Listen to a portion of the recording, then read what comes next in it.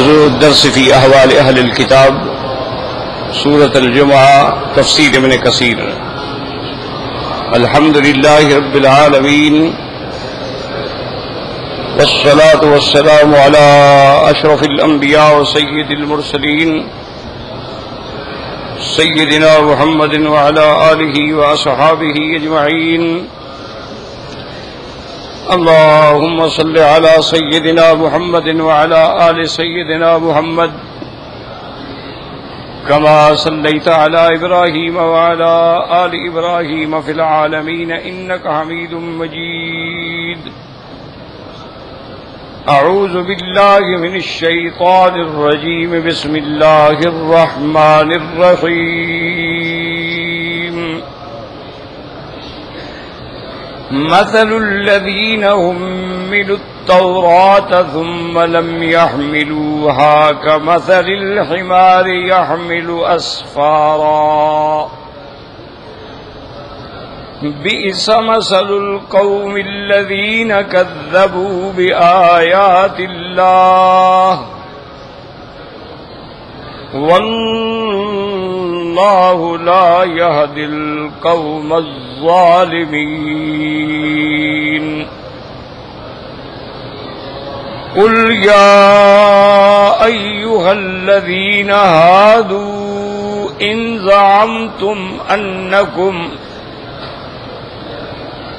زعمتم أنكم أولياء لله من دون الناس فتمنوا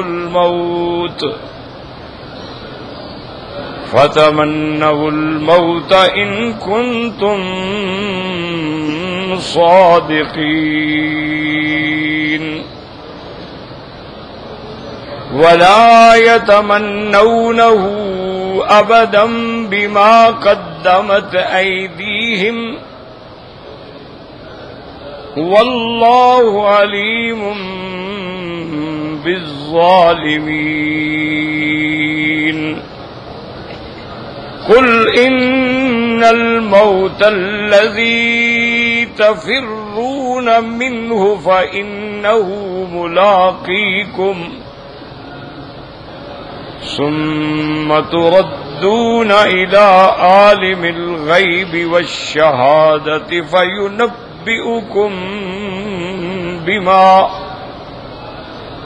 فينبئكم بما كنتم تعملون۔ الحمدللہ سورۃ الجمعہ میں جیسا کہ ہم نے الحمدللہ تلاوت کیا، سب سے پہلے تو اللہ نے اپنی عظمت و بڑائی کا بیان فرمایا اور ارشاد فرمایا کہ یسبح للہ ما فی السماوات و ما فی الارض، جو بھی آسمانوں میں ہیں زمینوں میں ہیں، ناطق ہیں، جمادات ہیں، حیوانات ہیں، سب اللہ کی تسبیح بیان کرتے ہیں، اور وہ ملک ہیں، بادشاہوں کا بھی بادشاہ ہے۔ القدوس ہر صفت نقصان سے پاک ہے، العزیز سب پہ غالب ہے، جس پہ کوئی غالب نہیں آ سکتا، الحکیم جس کا ہر حکم، ہر امر، ہر نہی جو ہے وہ حکمت پہ مبنی ہے۔ اس ذات مقدس نے امیین میں بھیجا حضرت محمد مصطفیٰ کو۔ هو الذی بعث فی الامیین، وہ ذات جس نے پیدا کیا اور جس نے اٹھایا، جس نے کھڑا کیا۔ امیین میں ایک پیغمبر رسولن تنکیر ہے، یہ تعظیم کے لیے، یعنی عظیم الشان، شان والا پیغمبر، اور منہم ان کی جنس میں سے بھیجا، یتلو علیہم آیاتہ، جو ان پہ اللہ کے قرآن کی آیات کی تلاوت فرماتی ہیں، ان کو پاک کرتے ہیں، ان کو کتاب و حکمت کی تعلیم دیتے ہیں۔ اور حضور کے آنے سے پہلے وَإِن كَانُوا مِن قَبْلُ لَفِي ضَلَالٍ مُبِينٍ، یہ بڑی کھلی گمراہی میں پڑی ہوئی قوم تھی۔ وَآخَرِينَ مِنْهُمْ، اور ان کے بعد میں آنے والے جو ابھی نہیں ملے ہیں، ان کو بھی اللہ تبارک و تعالی نے حضور کی امت میں شامل فرمایا، اور ان کو بھی اللہ تبارک و تعالی نے اپنے عظمتوں سے نوازا۔ وَهُوَ الْعَزِيزُ الْحَكِيمُ، اللہ پاک غالب ہیں اور حکمت والے ہیں۔ حضور پاک کو نبوت دینا اور آپ کی نبوت کو نبوت عالمی بنانا اور آپ کی نبوت کو اولین و آخرین کے لیے بنانا، یہ اللہ کا فضل ہے۔ ذالک فضل اللہ یؤتیہ من یشاء، جس کو چاہیں عطا فرمائیں، اور اللہ بہت بڑے فضل والے ہیں، اس کے فضل کی کوئی انتہا نہیں۔ یہ الحمدللہ ہم نے پڑھا۔ اب ذکر آتا ہے اہل کتاب کا، اور اس سے پہلے آپ یہ سمجھیں کہ حضور سرکار دو عالم رحمت دو جہاں صلی اللہ علیہ وسلم کو جب اللہ نے مکے میں پیدا فرمایا تو سب سے پہلے مخالف، پہلے مخاطب، پہلے دشمن جو ہیں وہ قریش ہیں، وہ مشرکین۔ اور قریش دشمن بھی ہیں اور امیین بھی ہیں، وہ کسی کتاب کو نہیں جانتے، نہ ان کے پاس کوئی کتاب آئی ہے، نہ ان کے پاس کوئی پیغمبر آیا ہے۔ سیدنا ابراہیم کے دین کے طریقے جو تھے وہ بھی انہوں نے مٹا ڈالے، اس میں بھی انہوں نے تغیر و تبدل کر ڈالا، توحید کے بجائے شرک پہ آ گئے، اور اللہ کی عبادت کے ساتھ بتوں کی عبادت کو بھی لازم قرار دے دیا۔ تو ان کا عالم یہ تھا، اور یہ پہلے مخاطب ہیں، اور سرکار دو عالم کے سب سے بڑے مخالف ہیں مشرکین مکہ، رؤساء کفار قریش۔ ان میں پھر جیسے ابی جہل ہے، ابی لہب ہے، عتبہ عتیبہ ہے، ربیعہ شیبہ ہے، ولید بن المغیرہ ہے، اسی طرح اسود بن کندہ ہے، اخنس بن شرح، یہ تو سب سے بڑے دشمن۔ اب حضور صلی اللہ علیہ وسلم نے 13 سال کی محنت کے بعد، دعوت توحید کے بعد، اللہ کے حکم سے پھر ہجرت فرمائی مدینہ منورہ کی۔ مدینہ منورہ میں جب حضور تشریف لائے ہیں تو وہاں جو ہیں اہل کتاب تھے۔ اہل کتاب میں سے بھی یہودی جو تھے، ان کے 3 بڑے بڑے قبائل جو ہیں وہ مدینہ منورہ میں آباد تھے، بنی قینقاع، بنی نذیر اور بنو قریظہ۔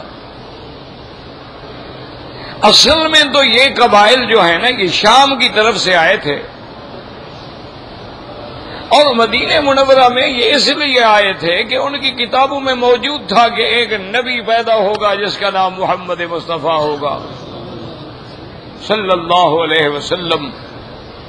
بڑی تفصیل تھی کہ مولدہ بمکہ و مہجرہ بالمدینہ، آپ مکے میں پیدا ہوں گے، مدینے میں ہجرت کریں گے۔ انہ یاکل الہدیۃ ولا یاکل الصدقہ، آپ ہدیہ تو قبول فرمائیں گے لیکن صدقہ نہیں استعمال فرمائیں گے۔ ما بین کتفیہ علامہ، اور آپ کے 2 کندھوں کے درمیان میں ایک مہر نبوت بھی ہوگی۔ یہ ساری تفاصیل موجود تھی، اور وہ اسی لیے آئے تھے، ان کا مقصد بھی یہ تھا کہ بھئی ہم جا کر مدینہ منورہ میں آباد ہو جاتے ہیں، اور جب حضور پاک آئیں گے تو سب سے پہلے ہم ایمان لائیں گے۔ اس انتظار میں تھے وہ،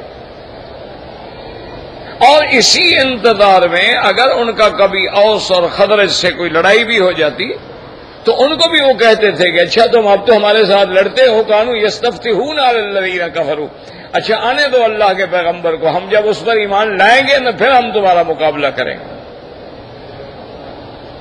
یہ اسی لیے آئے تھے۔ انہی میں سے حضرت سلمان فارسی جو ہیں رضی اللہ تعالی عنہ، وہ بھی اسی ضمن میں مدینے میں آئے تھے کہ انہوں نے بھی علماء سے سنا تھا کہ ایک پیغمبر آئیں گے، اللہ کا آخری نبی ہوگا، خاتم الانبیاء والمرسلین، اور وہ مدینہ میں آئیں گے۔ تو اس انتظار میں حضرت سلمان بھی آ گئے۔ اب اللہ کی شان یہ ہے کہ حضور پاک کی ولادت جو ہے وہ ہے ولد اسماعیل، یعنی آپ کے سلسلہ نسب جو ہے وہ سیدنا اسماعیل سے ہے۔ اچھا پہلے جتنے انبیاء گزرے ہیں وہ سارے جو ہیں وہ سیدنا اسحاق، حضرت یعقوب، وہ بنو اسرائیل تھے۔ حالانکہ یہ محض عداوت ہے. جیسے ہمارے ہاں بھی دیکھا ہے نا، جاہلوں میں عداوتیں ہوتی ہیں کہ حقیقی بھائی ہے لڑائی ہے، چاچا بھتیجا ہے دشمن ہے، دو سگی بہنیں ہیں دشمن ہے. اسی طرح ان کے اندر بھی یہ محض ایک اناد تھا.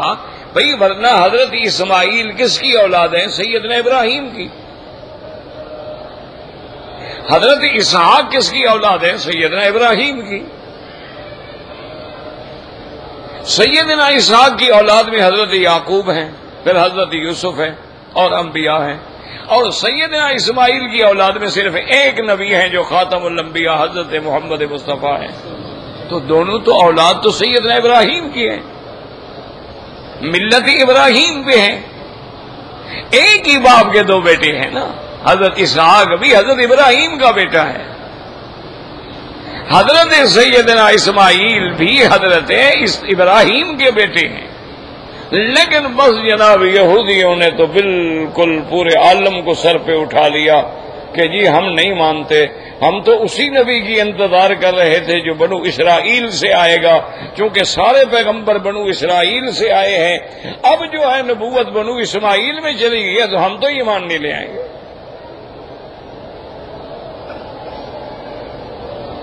اور یہ وجہ عداوت کیا تھی اصل میں؟ یاد رکھیں کہ اللہ نے خود قرآن میں فرما دیا ہے کہ یعرفونہ کما یعرفون ابناءہم، وہ جانتے تھے کہ اللہ کا نبی سچا ہے،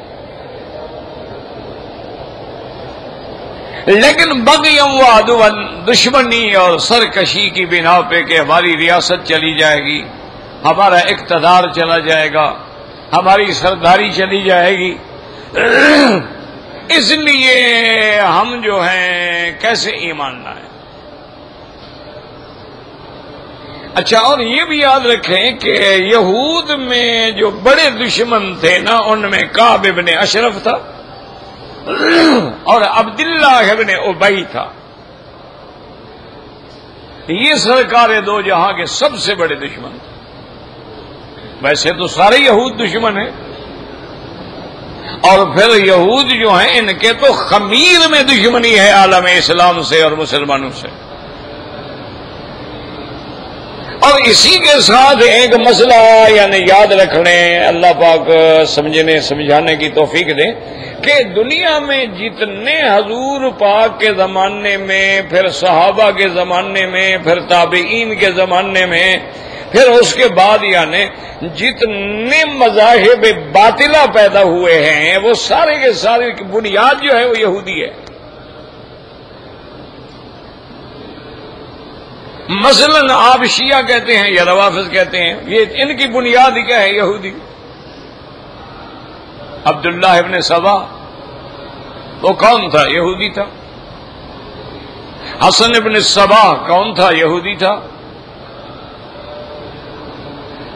تو اسی طرح جو خوارج ہیں، خارجی اہل بیت کے دشمن، ان کی بنیاد بھی یہودی. اسی طرح جتنے فرق ضالہ ہیں، کرامیہ ہیں، قدریہ ہیں، جہمیہ ہیں، مشبہہ ہیں، سب کی بنیاد یہودی. یعنی یوں سمجھ لیں کہ علماء نے تحقیق کی ہے کہ میرے آقا نے رحمت دو عالم نے جو فرمایا تھا کہ میری امت میں 73 فرقے بنیں گے اور 72 جہنمی ہوں گے، وہ 72 کے 72 کی بنیاد یہودیوں نے رکھی ہے.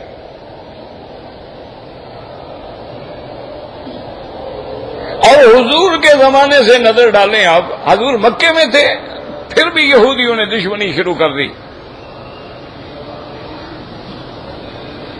اس وقت سے لے کر آج تک تاریخ کو اٹھائیں اور دیکھیں اور ٹھنڈے دل سے دیکھیں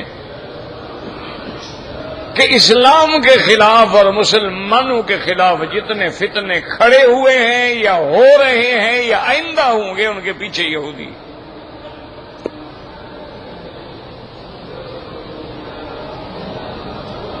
اور یہ ہر مسلمان جانتا ہے، ہر پڑھا لکھا آدمی جانتا ہے، لیکن اس کے باوجود جو ہے وہ ڈر کے مارے یا کمزوری کی بنا پہ یا جہل کی بنا پہ آنکھیں بند کی ہوئے، ورنہ ہر آدمی جانتا ہے۔ یہ جس ملک میں بھی گئے ہیں انہوں نے وہی اپنے پنجے گاڑ دیے ہیں۔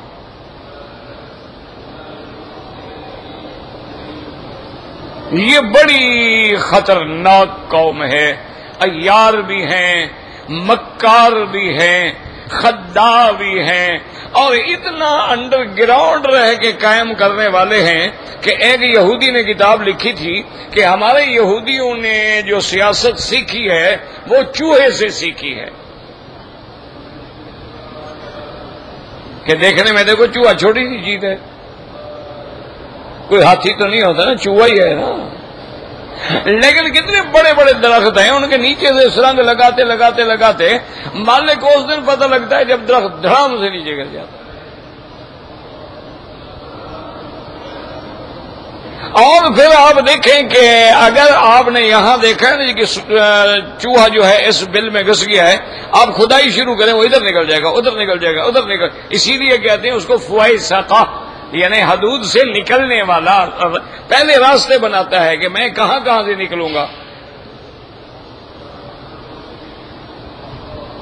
تو یہود کے دو بڑے سردار تھے، ایک کعب ابن الاشرف اور ایک عبداللہ ابن ابی۔ یہی کعب ابن الاشرف تھا جو وفد لے کے آیا اور مشرکین کو معاہدہ کر کے مدینے پہ حملہ کرنے کے لیے تیار کیا۔ یہی کعب ابن الاشرف تھا جس نے سرکار دو عالم کو قتل کرنے کا پروگرام بنایا۔ یہی کعب ابن الاشرف تھا جو شاعر بھی تھا اور حضور کے خلاف بڑی نعوذ باللہ حجب آمیز کلام لکھتا تھا۔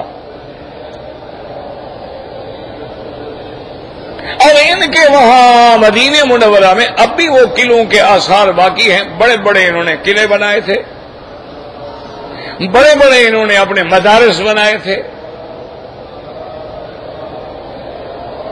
اور ان کے بڑے احبار بھی تھے، رہبان بھی تھے، یعنی ان کے بھی مولوی بھی تھے اور صوفی بھی تھے، پنڈت بھی تھے، پادری بھی تھے، احبار بھی تھے۔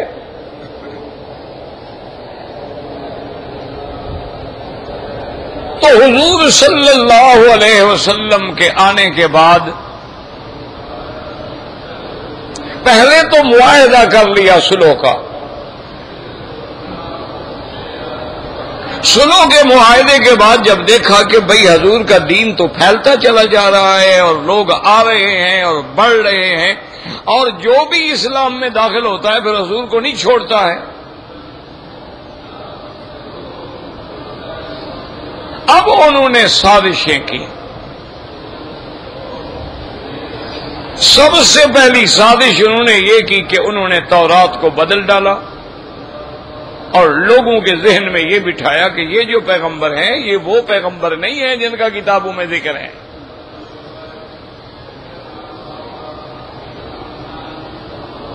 اور دوسرا انہوں نے یہ کیا کہ بھئی اپنے قوم کے فیصلوں میں بھی اللہ کی کتاب کو بدل ڈالا، اگر کوئی امیر آدمی جرم کرتا تھا چھوڑ دیتے تھے، غریب کرتا سزا دے دیتے۔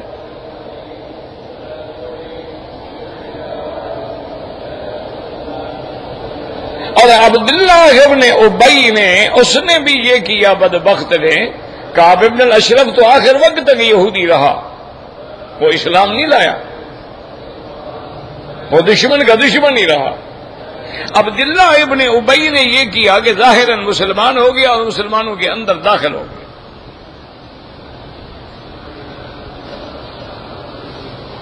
اور اب وہ مسجدوں میں بھی آتا، نمازوں میں بھی شامل ہوتا، حضور کے پاس بھی بیٹھتا، باتیں بھی سنتا، باتیں بھی کرتا، اور اگر کبھی حضور پاک جہاد کے لیے تشریف لے جاتے اور اس کو یقین ہوتا کہ کوئی ایسی لڑائی نہیں ہوگی یا اگر ہوگی تو مسلمان جیت جائیں گے تو ساتھ ہو جاتا۔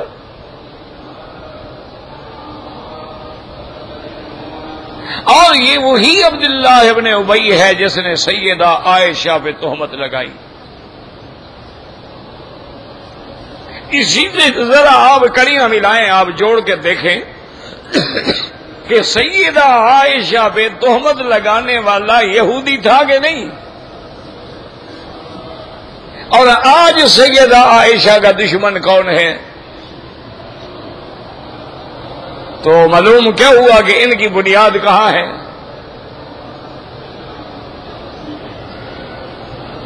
یعنی کوئی ایسی معمولی بات نہیں، نعوذ باللہ، انہوں نے اپنی کتابوں میں لکھا ہے، اللہ معاف کرے، اللہ معاف کرے، اللہ معاف کرے،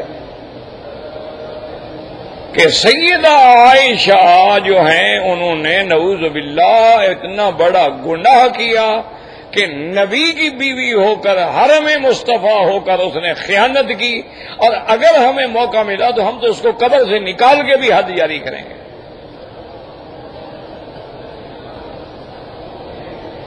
اب بظاہر حضور سے محبت ہے لیکن بغض ہے عائشہ ہے۔ اچھا، عائشہ نے کیا بگاڑا تھا ان کا؟ وہ ابو بکر کی بیٹی تھی۔ بات کو سمجھیں، عائشہ کے ساتھ دشمنی کا سبب کیا تھا؟ وہ کہ ابو بکر کی بیٹی ہے۔ اسی لیے اب آپ دیکھ لیں کہ جتنا بھی آپ کے ملک میں یا کسی بھی ملک میں شیعہ لوگ ہیں، وہ سیدنا حسن کا نام بڑا ڈھیلا ڈھیلا لیں گے۔ کبھی آپ نے دیکھا ہے انہیں سیدنا حسن کا جلوس نکالا ہو؟ حسین کا تو نکالتے ہیں، لیکن حضرت حسن تو اس کا بھائی ہے اور بڑا بھائی ہے۔ حسن ابن علی ہے، حضرت علی کا بیٹا ہے، بی بی فاطمہ کی نسل سے ہے، اس کا نہیں نکالتے۔ وجہ کیا ہے کہ اس نے حضرت معاویہ سے صلح کر لی تھی۔ وہ اگر اپنی کتابوں میں بھی لکھتے ہیں نا، لکھتے ہیں کہ حسن جو ہے مسود وجوہ المسلمین، مسلمانوں کے چہرے کو کالے کرنے والا ہے۔ کیسے نے صلح کیوں کر لی؟ مرنے دیتا نا، 10-20 ہزار لوگ مرتے تو یہ خوش ہوتے نا۔ اچھا، سیدنا حسن حسین کا چلو نام تو لے لیتے ہیں بہرحال، اور لیکن بی بی ام کلثوم جو سیدنا حسن حسین کی بہن ہیں اور بی بی فاطمہ الزہرا کے بطن سے ہیں اور بنت علی ابن ابی طالب ہے، اس کا نام کبھی نہیں لیں گے۔ بھئی اگر آپ کو اہل بیت سے محبت ہے تو حضرت علی کی ساری اولاد سے محبت کرو نا۔ اگر آپ کو بی بی فاطمہ الزہرا رضی اللہ تعالی عنہا سے محبت ہے تو سیدہ فاطمہ کی ساری اولاد سے محبت کرو، لیکن یہ بیٹی کا نام کبھی نہیں لیں گے۔ اس لیے یہ کہتی ہیں کہ لی خمسۃ اطفی بہا حر الوباء الحاتمہ، المصطفیٰ والمرتضی ابناہما والفاطمہ۔ وہ کہتے ہیں کہ بھی ہمارے لیے جہنم کی آگ کو روکنے کے لیے پنجتن پاک جو ہے نا، بس یہ کافی ہے۔ اچھا، ہمارا جاہل سنی بھی کہہ دیتا ہے پنجتن پاک، سمجھتا نہیں سازش کو۔ پنجتن پاک کہنے کا کیا معنی ہے؟ یعنی صرف یہ 5 پاک ہیں، باقی سب ناپاک ہیں۔ بات سمجھتا نہیں نا، سنی تو سن ہے نا، یہ سنی اہل سنت سے نہیں ہے، یہ اہل سن ہے۔ سن ہو گیا ہے، اس کو سوئی بھی مارے تو درد نہیں ہوتا۔ جیسے بدن سن ہو جاتا ہے نا آدمی کا، دیکھا نہیں، اللہ نہ کرے فالج ہو جائے، بدن سن ہو جائے، کچھ مارو پتہ ہی لگتا۔ میرا ایک دوست بھی تھا، شاگرد بھی تھا، بیچارے کو اللہ معاف کرے تکلیف ہوگی، میرے سامنے بیچارہ وہ اپنے پاؤں پہ لکڑی لے کے کہتے استاد دیکھو مجھ کو درد نہیں ہوتا۔ سن ہو گیا، ختم ہو گیا، مردہ ہو گیا میری ٹانگ۔ تو ہم تو سنی سن سے ہیں نا، اہل سنت سے نہیں ہیں۔ اور جو دعویٰ کرتے ہیں اہل سنت والجماعت کا، وہ نہ جماعت میں ہے نہ سنت میں ہے، وہ تو ہیں ہی اہل بدعت۔ ان کے بعد الحمدللہ نہ سنت ہے نہ جماعت ہے۔ جماعت سے مراد صحابہ، تو وہ جو کام کر رہے ہیں صحابہ نے نہیں کیا۔ سنت کا معنی حضور کا قول فعل تقریر، تو جو کام وہ کر رہے ہیں وہ تو حضور پاک نے نہ فرمایا نہ کیا ہے، تو وہ تو اہل سنت والجماعت ہیں ہی نہیں، وہ تو خارج ہے وہاں سے، وہ تو اہل البدعۃ والاہواء ہیں، اپنی خواہشات پہ چلنے والے اور دین میں نئے نئے مسئلے پیدا کرنے والے۔ مرضی آیا تو روضہ شریف کا جلوس نکال لیا، مرضی آیا تو کعبہ شریف کا ماڈل بنا کے جلوس نکال لیا، مرضی آیا تو 11ویں شریف کا جلوس نکال لیا، اور مرضی آیا تو ماشاءاللہ شہباز قلندر کا عرس منا لیا، اور مرضی آیا تو جناب حضرت علی حجویری رحمت اللہ علیہ کا عرس۔ ان کا تو دین یہی ہے، حلوہ، مانڈا، عرس شریف، میلاد شریف، 11ویں شریف، 12ویں شریف، حلوہ شریف، پوڑیاں شریف، امام جعفر صادق کے کونڈے شریف۔ ان کا تو مذہب یہ تماشا ہے، مذہب تھوڑا ہے۔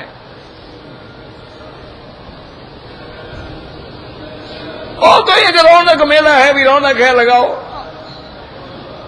مزار پہ عرس ہو رہا ہے لیکن سرکس آئی ہوئی ہے، مزار پہ عرس ہو رہا ہے تھیٹر لگا ہوا ہے، مزار پہ عرس آ رہا ہے گانے والی طوائفیں آ رہی ہیں۔ اللہ والوں کی قبر پر جب طوائفیں گائیں گی تو ان کو ثواب پہنچے گا۔ یعنی تمہارے اندر اتنا عقل بھی نہیں ہے۔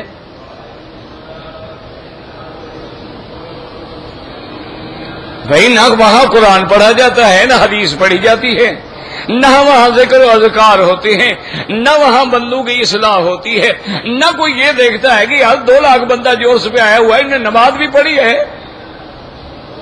کوئی جماعت کا اہتمام، کوئی نماز کا اہتمام نہیں، وہ تو ایک میلہ ہے نا۔ اور اللہ نہ کرے، اللہ نہ کرے، اللہ نہ کرے، میں تو ایک جاہل آدمی ہوں، چھوٹا آدمی ہوں، مجھے تو ڈر لگتا ہے ہم نے حج اور عمرے کو بھی میلہ بنا دیا۔ مجھے کہتے ہوئے بڑا ڈر لگتا ہے، یہ چونکہ بڑا مقدس اور نازک مقام ہے، لیکن حالات ہمارے یہی ہیں۔ عورتیں ہیں فیشن کر کے، چہرے کھلے ہوئے ہیں، لون کے کپڑے پہنے ہوئے ہیں، عمرے شریف پہ آئی ہوئی ہے ماشاءاللہ۔ مرد پیچھے کھڑے ہیں، عورتیں آگے کھڑی، ہوٹل میں سو رہے ہیں، نمازیں غائب ہیں۔ رات کو پہنچے، عمرہ کیا، 4 بجے رات کو فارغ ہوئے، جا کے سو گئے، صبح 11 بجے اٹھے ہیں، ظہر بھی گئی اور فجر بھی گئی۔ ایسے عمرے کا یاد رکھ لیں، اللہ کا کعبہ میرے سامنے ہے، جو بندہ ایک فرض نماز عمدن چھوڑ دے، نہ حج ہوتا ہے اس کا، نہ عمرہ ہوتا ہے۔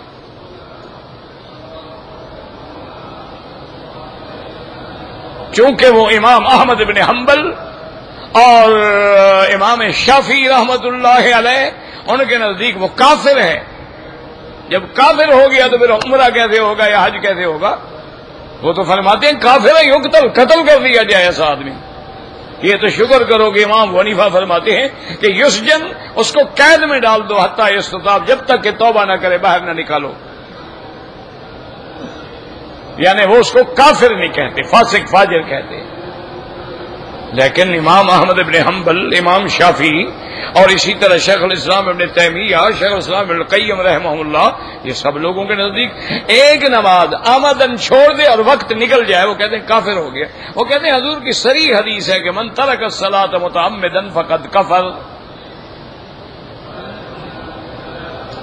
تو میرے عزیز اب مشکل یہ ہو گئی ہے نا، اب آپ دیکھیں کہ وہ ادھر بی بی ام کلثوم کا نام بھی نہیں لیتے، بی بی فاطمہ کی بیٹی ہے خدا کے بندے،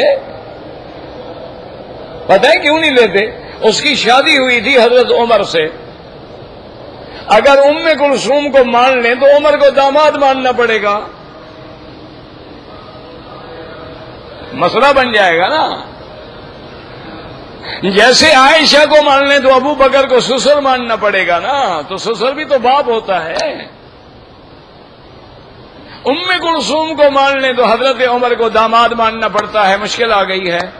اس لیے ان کے بعد کتابوں نے لکھا ہے کہ حضرت عمر کا رشتہ تو ہوا تھا ام کلثوم سے، لیکن حضرت علی نے یہ کیا کہ ایک جنی کو پکڑ لیا، ایک جنی عورت کو، اس کو ام کلثوم کی شکل بنا کے حضرت عمر کے حوالے کر دیا،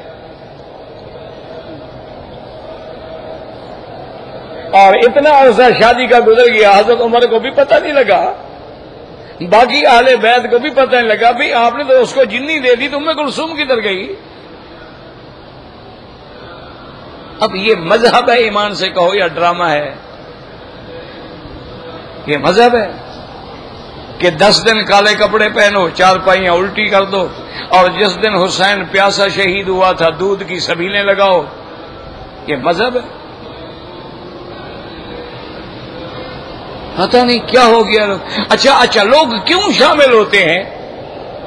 بھائی جب یہ مذہبی نہیں ڈرامہ ہے، شامل کیوں ہوتے ہیں؟ کہ شامل ہونے میں بڑا فائدہ ہے، کہ ان کے نزدیک زنا نہیں ہے، متع ہے، اس لیے جو بھی عورت چکلے میں جائے گی وہ شیعہ ہو جائے گی، اس لیے وہ گناہ کرنا تو وہ بھی نہیں چاہتی نا، وہ کہتی ہے میں متع کر رہی ہوں، پیسے لیے، گھنٹے کا ٹائم دے دیا، پھر دوسرا آدمی آ گیا۔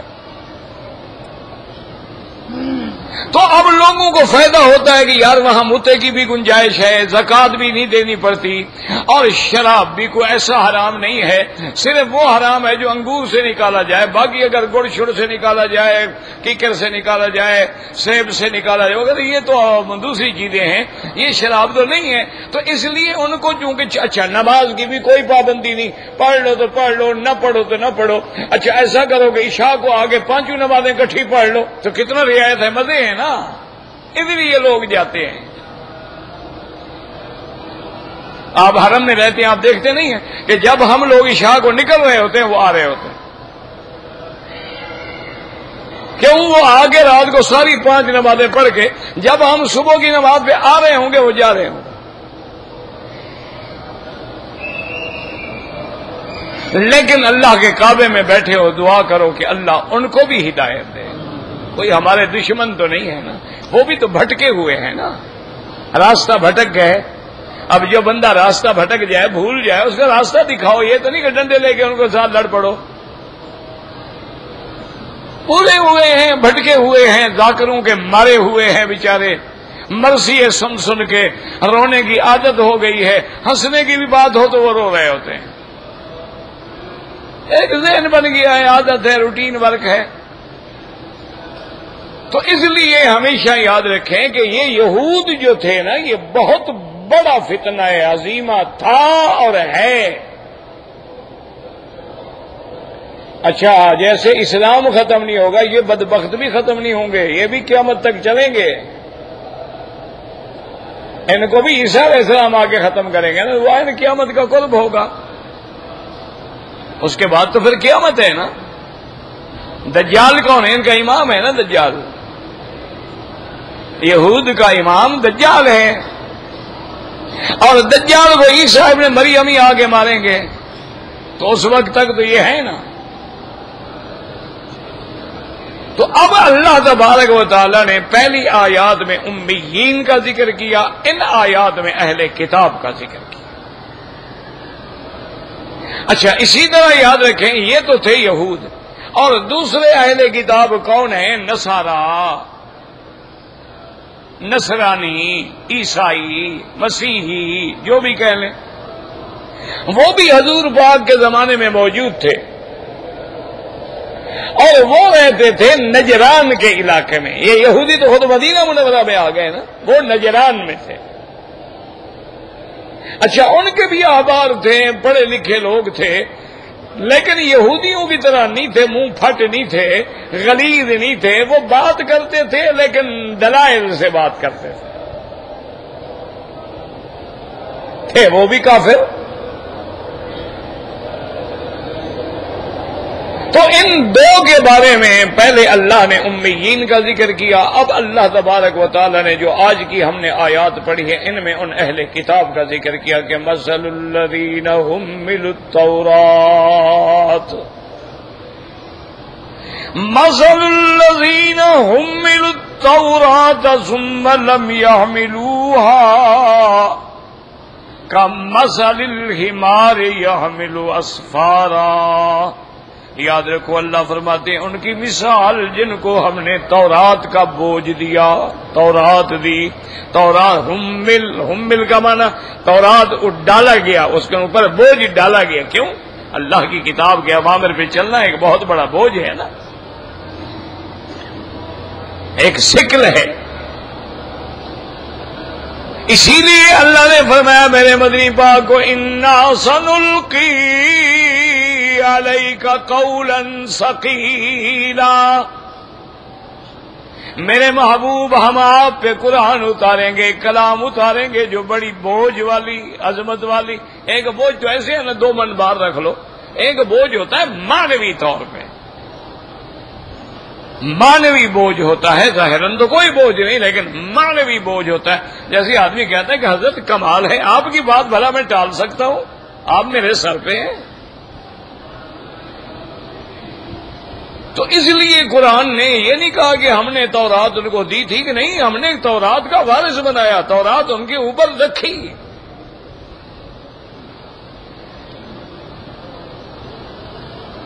اسی لیے یہاں اللہ نے لفظ حمل التورات کہا۔ اچھا، ثم لم يحملوها کیا مانا؟ انہوں نے اس پہ عمل نہ کیا، گویا اس بوجھ کو اتار کے نعوذ باللہ پھینک دیا۔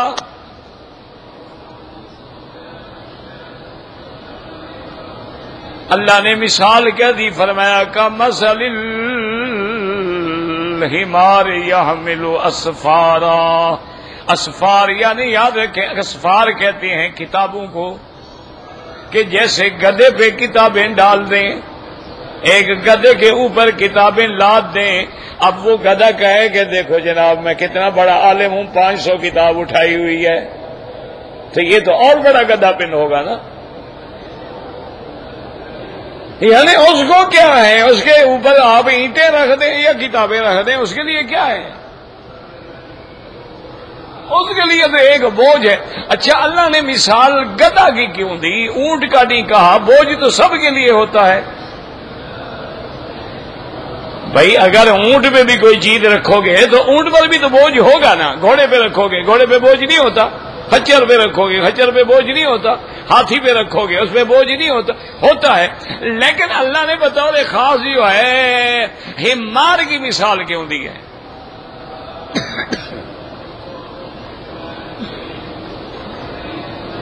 اور اسی لیے قرآن نے دوسری جگہ دیکھیں، اللہ تبارک و تعالیٰ نے قصہ حضرت لقمان کے اندر ذکر فرمایا کہ حضرت لقمان اپنے بیٹے کو نصیحت کر رہے ہیں۔ نصیحت تو بیٹے کو ہے لیکن پورے عالم کے لیے۔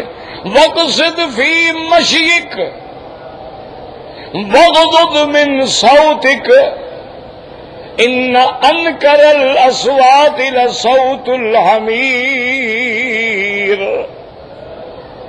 حضرت لقمان فرماتے ہیں بیٹا چلنے میں بھی اعتدال رکھو، اکڑ کے نہ چلو، زمین پہ پاؤں مار کے بڑائی کا اظہار نہ کرو۔ وَقْصِدْ فِي مَشْيِكَ، اور کسی سے بات کرو تو درمیانی لہجے سے بات کرو، نرم لہجے سے بات کرو، کیونکہ اگر چیخو گے، زور زور سے باتیں کرو گے تو سب سے بری آواز تو پھر گدھا کی ہوتی ہے۔ کیا تم انسان سے گدھا بننا چاہتے ہو؟ تو بہرحال یہ دیکھیں کہ آخر اللہ نے قرآن پاک میں گدھا کی مثال کیوں دی ہے؟ اچھا، پھر قرآن نے ایک جگہ نہیں، قرآن میں خدا کی قدرت ہے کہ گدھا کا بھی 3 جگہ ذکر ہے۔ پورے قرآن میں نظر ڈالیں تو 3 جگہ گدھا کا ذکر آتا ہے۔ ایک یہ ہو گیا جو ہم نے پڑھا ہے کمثل الحمار، اور دوسرا کیا ہوا؟ ان انکر الاصوات لصوت الحمیر، اور تیسرا ذکر آتا ہے کہ جب ایک پیغمبر بستی سے گزرے تو بستی جو تھی تباہ ہو گئی، برباد ہو گئی۔ سوچنے لگ گئے کہ انا یحیی ھذہ اللہ بعد موتہا،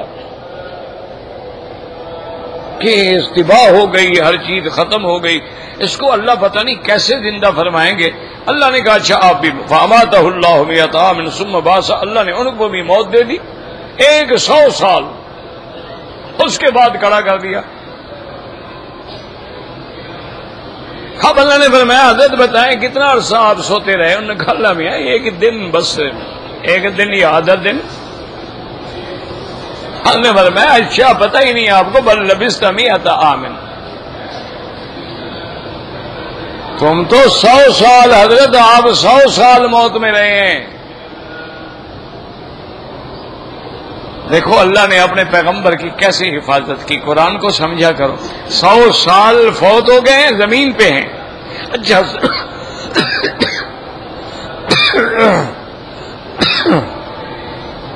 100 سال میں کئی آندیاں آئی ہوں گی، کئی بارشیں آئی ہوں گی، کئی انقلاب ہیں، لیکن اللہ نے نبی کو کیسے محفوظ رکھا ہے؟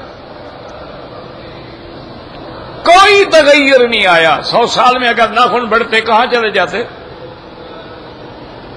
اگر بال بڑھتے تو 100 سال میں کتنے لمبے ہو جاتے؟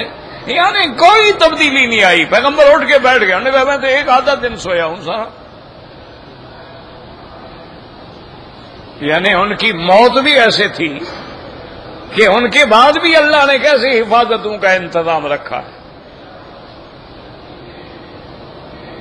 اللہ نے فرمایا کہ وَلَبِثْتَ 100 عَامٍ 100 سال. فَانظُرْ إِلَىٰ طَعَامِكَ وَشَرَابِكَ لَمْ يَتَسَنَّهْ. وہ جو آپ کھانا لائے تھے نا, وہ پانی مشکیدے میں لائے تھے, وہ بھی دیکھ لو, ہم نے اس کو بھی نہیں بدلنے دیا. پیغمبر کا بدن تو بڑی بات ہے, ہم نے تو کھانا بھی نہیں ٹھنڈا ہونے دیا. 100 سال گزر گئے, ایسے آمن میں رکھا ہے کہ اسی طرح تر و تازہ ہے. جو اللہ یعنی پانی کو اور ایک کھانے کی چیز کو بھی نہ بدلنے دے, وہ پیغمبروں کے بدن کی حفاظت نہیں کر سکتا. اسی لیے اللہ نے فرمایا نا کہ اللہ نے زمین پر اجساد انبیاء کو حرام کر دیا ہے. زمین کی طاقت ہی نہیں ہے کہ پیغمبر کے جسے کو چھیڑ سکے. اللہ نے فرمایا جناب غور کریں, دیکھیں, توجہ کریں, تدبر کریں. صرف یہ نہیں کہ آنکھوں سے دیکھیں, آنکھوں سے تو دیکھ رہے تھے. فانظر الى طعامك وشرابك لم يتسنى. اور قرآن پہ غور کریں, اللہ نے طعام و شراب کا ذکر پہلے کیوں کیا ہے؟ اس لیے کہ جب آدمی اٹھے گا بھوک تو لگے گی. اللہ نے فرمایا فکر نہ کریں, تمہارا کھانا بھی محفوظ ہے, پانی بھی محفوظ ہے, ہر چیز ٹھیک ٹھاک ہے. فانظر الى طعامك وشرابك لم يتسنى وانظر الى حمارك. یہاں بھی اللہ نے گدھے کا ذکر کیا. وہ جو آپ گدھے پہ سوار ہو کے آئے تھے نا, اس کو بھی ہم نے زندہ کر دیا. دیکھو 100 سال میں اس کو بھی نکلنے سڑنے دیا. کیوں؟ وَلِنَجْعَلَكَ آیَةً لِلنَّاسِ وَانظُرْ إِلَى الْعِظَامِ كَيْفَ نُنشِزُهَا ثُمَّ نَكْسُوهَا لَحْمًا. اللہ نے فرمایا اب ہڈیوں پہ غور کرو, پھر دیکھو کیسے ہم گوشت چڑھاتے ہیں. دیکھ لو نا کیف یحیی الموتیٰ, دیکھ لو. تمہیں فکر تھا نا انا یحیی ھذہ اللہ بعد موتہا. اب دیکھو ہم کیسے ہڈیاں جوڑ رہے ہیں, پھر ہڈیوں پہ کیسے ہم گوشت چڑھا رہے ہیں. فلما تبین لہ, جب حقیقت کھل گئی, قال اعلم ان اللہ علی کل شیء قدیر. جب ہر بات کھل گئی, واضح ہو گئی, آنکھوں کے سامنے نمونہ آ گیا کہ کیسے اللہ ماریں گے, کیسے اٹھائیں گے, کیسے جلائیں گے, کیسے مردوں کو کھڑا کریں گے. انہوں نے کہا مولا میں جانتا ہوں آپ ہر چیز پہ قادر ہیں, آپ کی قدرت ہے, آپ چاہیں موت دے دیں, آپ چاہیں حیات دے دیں, آپ چاہیں موت کے بعد 100 سال تک رکھیں, آپ چاہیں تو نیند میں 350 سال رکھ دیں, آپ کی مرضی ہے, آپ جو چاہیں کر سکتے ہیں, ہر چیز پہ آپ قادر ہیں. تو 3 جگہ ذکر آیا ہے گدھا کا. کیوں آیا گدھا کا ذکر؟ اور جانور بھی تو دنیا میں بہت ہیں.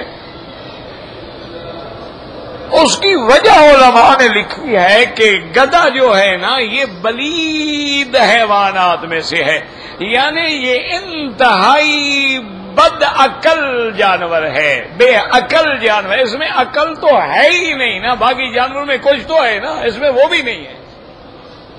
یہ ایک تو بلید ہے اور ایک ضدی ہے. اسی لیے جو طالب نہ پڑھے استاد کہتے ہیں یار تم طالب ہو گدھے ہو, وہ بھی یہ کبھی نہیں کہتے تم گھوڑے ہو. کبھی کہا ہے استاد نے طالب کو کہ تم گھوڑے ہو یا خچر ہو؟ ہمیشہ کہیں گے اچھا اب ایک گدھے ہو. اچھا پھر گدھے میں کیا مصیبت ہے؟ یہ ایسا ضدی اور ایسا اڑیل جانور ہے, اس کو آپ نے کشتی میں چڑھانا ہو نا, مثلا آپ آگے کھینچیں یہ پیچھے جائے گا. اچھا آپ اس کو پیچھے کھینچیں بھاگ کے چڑھ جائے گا. اللہ نے فرمایا یہ بھی تو کافر ایسے ہیں نا، ان کو بلاؤ جنت کی طرف، یہ جہنم کی طرف جاتے ہیں، یہ بھی تو گدھے ہیں نا، پلید ہیں نا، بلید ہیں نا، ان کا ذہن ہے ہی نہیں۔ اچھا دوسرا گدھا جو ہے یہ اتنا بد عقل ہے کہ اس کو کھڑا کر دو، اس کے اوپر 10 من کا بوجھ رکھو، اچھا یہ بیٹھ جائے گا، آواز کبھی نہیں نکالے گا۔ تجربہ کریں آپ گدھے کو لے لیں، اس کے اوپر بوجھ ڈالنا شروع کر دیں، ڈالتے جائیں ڈالتے جائیں ڈالتے جائیں، اس کی کمر چاہے ٹوٹ جائے، بیٹھ جائے گا لیکن چیخے گا نہیں، اور جب جناب کھڑے ہوں گے کوئی بوجھ نہیں ہوگا تو اس وقت جناب آوازیں نکالیں گے۔ ہے الٹا کہ نہیں؟ یعنی جب رونے کا وقت ہے اس وقت نہیں روتا، اور جب فارغ کھڑا ہوا ہے کوئی بوجھ نہیں، اب کھڑا ہے انکر الاصوات صوت الحمیر، اور آوازیں بھی ایسی نکالے اللہ معاف کرے کہ ساری بستی والے جاگ جائیں۔ تو اس لیے اللہ نے فرمایا کہ ان کی مثال ایسی ہے کمثل الحمار یحمل اسفارا، اور کتنی بری مثال ہے، بئس مثل القوم الذین کذبوا بآیات اللہ واللہ لا یہدی القوم الظالمین۔ زندگی باقی انشاءاللہ تو بات باقی، واللہ اعلم۔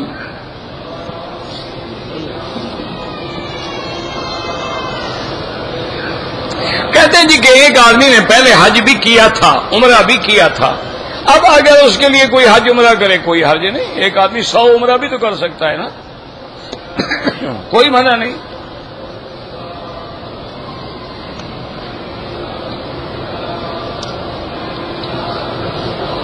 بہرحال آپ نے یہ ٹیلی فون پہ بھی پوچھا تھا کہ آپ نے پہلے شیطان کو کنکریاں ماری ہیں، 2 شیطانوں کو کنکری نہیں ماری کہ آپ کو کمپنی نے مجبور کر دیا کہ واپس نہیں آئے تو ہم نوکری سے نکال دیں گے، آپ نے وکیل بنایا، انشاءاللہ کوئی دم نہیں۔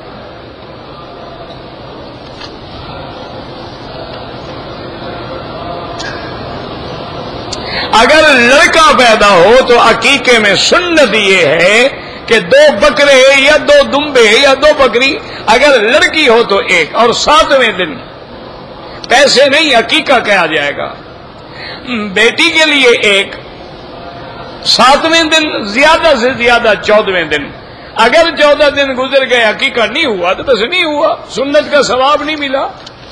عقیقے کا بڑا فکر ہے، نماز نہیں پڑھتے۔ ایک آدمی ٹیلی فون پہ پوچھ رہا تھا جی میں عقیقہ کرنا چاہتا ہوں، اپنا بھی، اپنی بیوی کا بھی، پتہ نہیں اپنی والدہ کا بھی، کس کس کا۔ میں نے کہا وہ عقیقہ نہ کرو، پہلے نماز تو پڑھو، وہ تو وقت گزر گیا، اب عقیقہ کرنے کا کیا فائدہ ہے؟ ٹیلی فون پہ بات کرتے ہوئے میری ساس ماں نے کہا کہ میری بیٹی کو طلاق دے دو، تو میں نے بھی غصے میں بول دیا کہ تیری بیٹی کو طلاق دی طلاق دی طلاق دی، پکا کام کر دیا تم نے ماشاءاللہ، ساس کا کہنا مان لیا نا۔ اب جناب پکی طلاق ہو گئی، حنفی مسلک میں تو کوئی گنجائش ہے نہیں، باقی کسی علماء سے رجوع کریں، تمہارے لیے کوئی راستہ اللہ پیدا کر دے، حنفی مسلک میں بالکل راستہ نہیں۔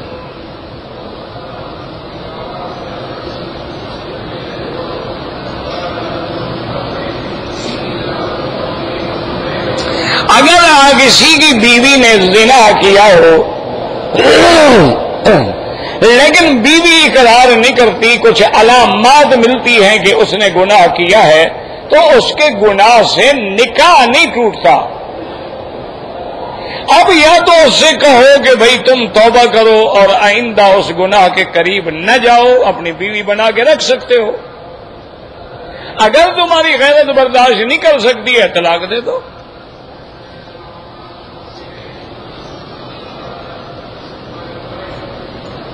ایک آدمی مکہ میں رہتا ہے، حج کے دن آ گئے، اگر حج کے دن ہیں اور پہلے اس نے حج نہیں کیا تو پھر حج فرض ہے۔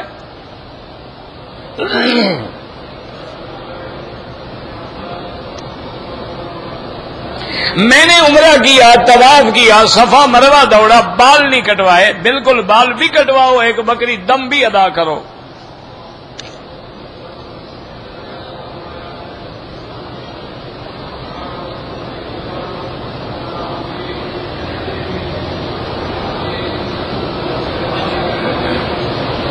اگر کوئی امیر آدمی کسی غریب کو مال دیتا ہے گائے ہے بھینسیں ہیں کہ اس کی تم پرورش کرو پھر تمہارا میرا آدھا ہوگا، ٹھیک ہے، بالکل جائز ہے۔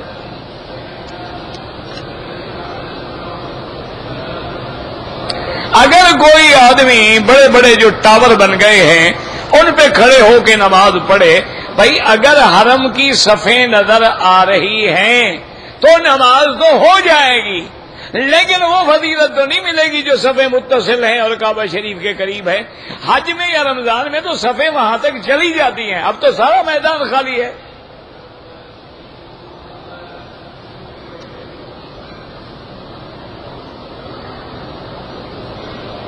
ایک آدمی ویزے پہ آیا تھا، 4 مہینے کام کیا، اب وہ عمرہ کرے، کر لے، کیوں نہ کرے بھائی، عمرے کا کیا تعلق ہے کفیل سے یا کام سے؟ کہتے ہیں کہ پھانسی کی سزا جو ہے فجر کے بعد دی جاتی ہے، اللہ عالم جو دیتے ہیں ان سے پوچھے، کوئی شریعت کا حکم تو ہے نہیں، شریعت میں تو پھانسی ہی نہیں ہے، شریعت میں تو ہے لا قود الا بالسیف، کہ قصاص جو ہے تلوار سے ہوتا ہے، پھانسی سے ہوتا ہی نہیں۔ تو یہ انگریزوں کا قانون ہے، انہوں نے کوئی اپنے مفاد کے لیے سوچا ہوگا کہ بھی اس وقت سناٹا ہوتا ہے، لوگ گھروں میں سوئے ہوئے ہوتے ہیں، مظاہرے کا خوف نہیں ہوگا، اور جیل میں بھی ذرا آرام بعد بہت لوگ سوتے رہتے ہیں، تو ایسے کوئی سوچا ہوگا، ان کی کوئی قانونی وجہ ہوگی، شریعت کو تو کوئی حکم نہیں کہ اس کو فجر کو مارو۔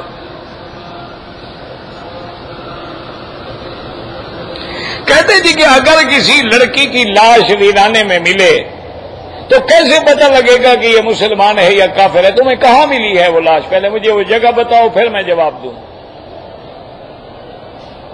پہلے جگہ بتاؤ نا، تمہیں لاش کہاں ملی؟ تم خود تو قاتل نہیں اس کے۔ اللہ کے بندے، یہ دیکھا جاتا ہے کہ بھی پیچھے بستی مسلمانوں کی ہے تو لاش مسلمان لڑکی کی ہوگی، ہندوؤں کی ہے تو ہندو ہوگی، بس ماحول دیکھا جاتا ہے۔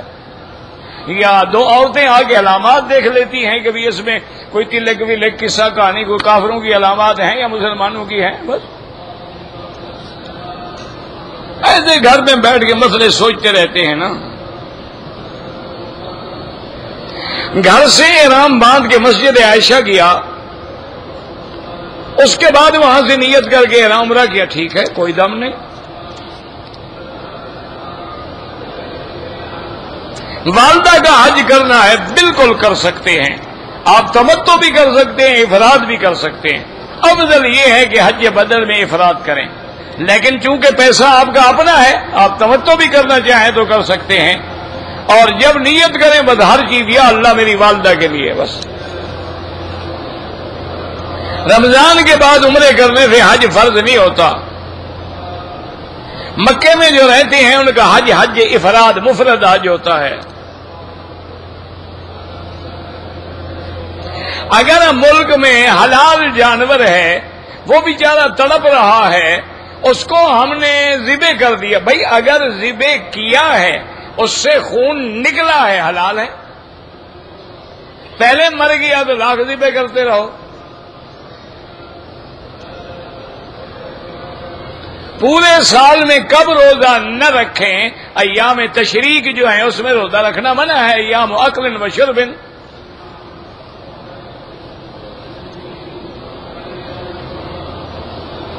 ایک شخص نے خود امام بن کے نماز پڑھائی، فاتحہ پڑھنا بھول گیا، نماز ہی نہیں ہوئی۔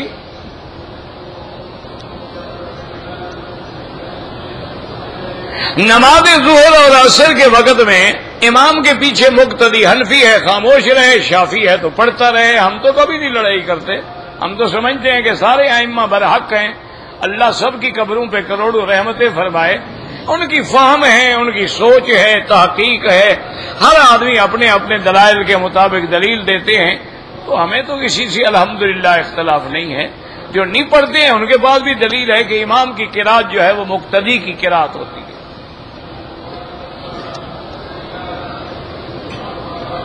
کہتے ہیں کہ نماز میں جو لوگ ہاتھوں سے کھیلتے رہتے ہیں بالکل ناجائز ہے۔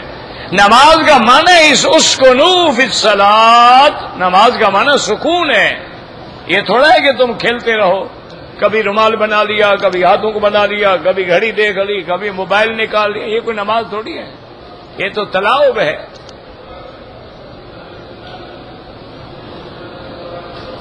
کہتے جی ہمارے پیر کہتے ہیں کہ تزکیہ نفس کا ایک خاص طریقہ، تو ٹھیک ہے ان سے پوچھیں، ہمیں تو کوئی اعتراض نہیں، مقصد تو ہے تزکیہ ہو۔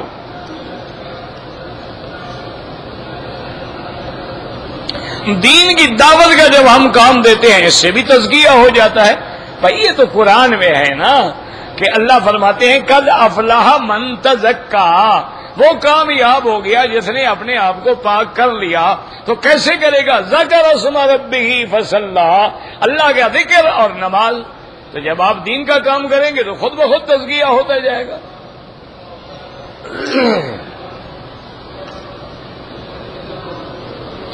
کہتے تھے کہ ہم حنفی مسلک کے لوگ ہیں، کسی دوسرے مسلک پہ عمل کریں، وجہ بتائیں نا، آپ اتنے بڑے عالم ہیں، آپ کو پتا ہے دونوں مسلک کے دلائل کا۔ یہ تو نہیں نا جہاں میٹھا دیکھا ہپ اور کڑوا دیکھا تو چھوڑ دیا۔ دو کشتیوں پہ پاؤں رکھو گے انشاءاللہ جلدی ڈوب جاؤ گے۔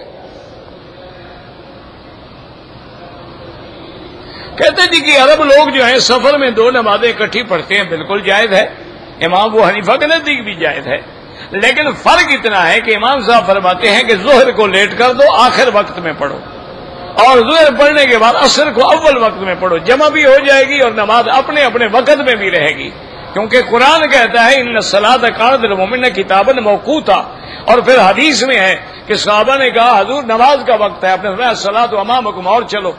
پھر کچھ دیر کے بعد نے کہا یا رسول اللہ ظہر کی نماز کا وقت ہے، آپ نے فرمایا الصلاۃ امامکم، اور آگے چلو اور آگے چلو۔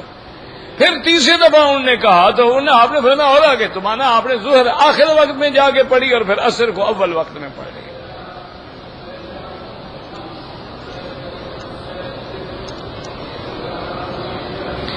اگر کوئی آدمی احرام کھول کے کپڑے پہن لے، بعد میں احرام باندھ کے عمرہ کرے، کتنی دیر کپڑے پہن لیے؟ اگر 10-20 منٹ 15 منٹ آدھا گھنٹہ کوئی بات نہیں، اگر پورا دن پہن لیے یا پوری رات پہن لیے تو دم پڑ گئی۔ پھر یہ تھوڑا ہے کہ وہیں سے کھڑے کھڑے پھر احرام باندھ لے، احرام تو میقات سے باندھ کے آنا تھا۔